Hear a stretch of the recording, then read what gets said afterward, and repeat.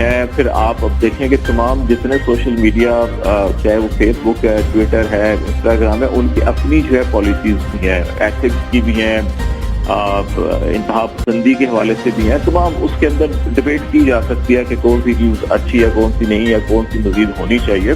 اور جو اصلاح کی گنجائش ہے وہ ہر وقت ہر جگہ پہ موجود ہوتی ہے. وہ چیزیں کچھ موجود ہیں، کچھ پہ امپلیمنٹ کرنے کی ضرورت ہے. اور پھر کچھ جو ہے کہ تعلیم و تربیت کی ضرورت ہے. آپ کو اگر نیشنل ایکشن پلان ہم نے جو اے پی ایس کے واقعے کے بعد بنایا تھا، میرا خیال ہے اس پہ ہم اگر 70-80% بھی عمل کر لیتے تو یہ آج مسائل ہمیں نہ ہوتے جو اس وقت ہمیں مسائل درپیش ہیں.